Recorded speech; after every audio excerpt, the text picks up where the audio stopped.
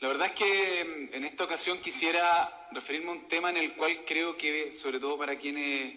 pertenecemos a la izquierda o al progresismo, nos resulta doloroso reconocer cuando el Estado fracasa.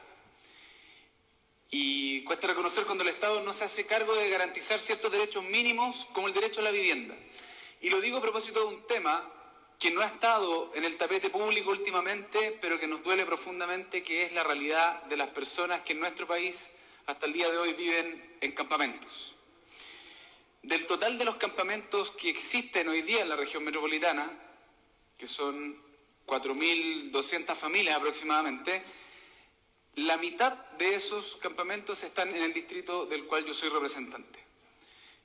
Las 3 comunas con mayor cantidad de campamentos en mi distrito, o sea, en la región metropolitana, pertenecen también a ese mismo distrito, que son las comunas de Lampa, Colina y Maipú. Estamos hablando de más de 2.000 familias viviendo en campamentos, según los datos que tiene la organización Techo, puesto que Chile no ha actualizado desde el Estado el Catastro Nacional de Campamentos desde el año 2011. Esta realidad también es terriblemente dramática en regiones, en Valparaíso, en Viña del Mar, en Antofagasta. Y las causas son el valor del suelo, el hacinamiento urbano, la inmigración, pero la pregunta es, primero, ¿por qué el Estado dejó de levantar información? Para no tener estadísticas que nos dijeran que en Chile fuimos incapaces de erradicar los campamentos, y peor aún, han ido en aumento en los últimos años, que se redujeron de casi 100.000 familias a 25.000 familias el año 2011 y que hoy día estamos hablando de que se habría duplicado esa cifra. O sea, retrocedimos tremendamente en esta realidad. Y dudo que las personas que estamos en esta sala tengamos la empatía suficiente para comprender la incertidumbre que significa para muchas familias no saber si van a poder llegar a fin de mes, si van a poder alimentar a sus hijos, si van a poder proveerle abrigo, o de comprender el miedo, el terror, la paralización que significa no saber si durante esa noche o la mañana siguiente te van a ir a desalojar del lugar donde estás viviendo. En los campamentos se respira la humedad del barro que muchas veces es el suelo de las casas. Las paredes son de plástico y a veces hay goteras dentro de las casas, y hace pocos días visitando un campamento en la comuna de Colina, una vecina nos decía que es tan el nivel de necesidad que ella tiene que tuvo que ir a robarse un ladrillo de un paradero, calentarlo en un brasero, envolverlo en una toalla y ofrecérselo a su hija como guatero para poder soportar el frío esa noche.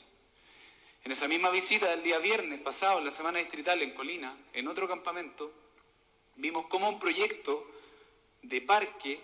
que se quiere desarrollar, financiado por el Estado, obligó a desalojar la mitad de un campamento.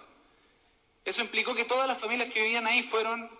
desalojadas, expulsadas de ese lugar, y una de esas personas, don Franklin, un ciudadano peruano que vivía hace años ahí y reconocido como un muy buen vecino, no tuvo dónde irse. Y como el campamento está ubicado a la orilla del río, le hizo un sacado a la ladera del río, se protegió ahí, tiró un colchón, se tapó por un plástico y vivió durante 2 meses en esa condición hasta que esa ladera se derrumbó, lo aplastó y lo mató. Esa persona murió pocas horas antes de que nosotros llegáramos a una visita en la que íbamos por otras razones.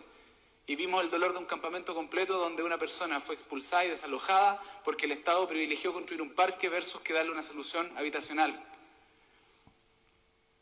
Es doloroso pensar que esta realidad que estamos teniendo en Chile significa que muchas familias están decidiendo ir a vivir a campamentos porque resulta mejor vivir en un campamento que en el lugar donde están. No es que no les queda otra, no es la peor opción. El campamento ha terminado resolviendo una necesidad del lugar donde vivir porque el hacinamiento en el que ellos vivirían, si no, es aún peor. Esa es la deuda que tenemos en Chile, que no se está diciendo hoy día, que aumentan los campamentos y que aumentan sobre todo en la población más pobre, en la población migrante, en las comunas periféricas donde hay menos equipamiento urbano, menos condiciones de calidad de vida ofrecidas y garantizadas por el Estado. Nos estamos demorando mucho en llegar con las soluciones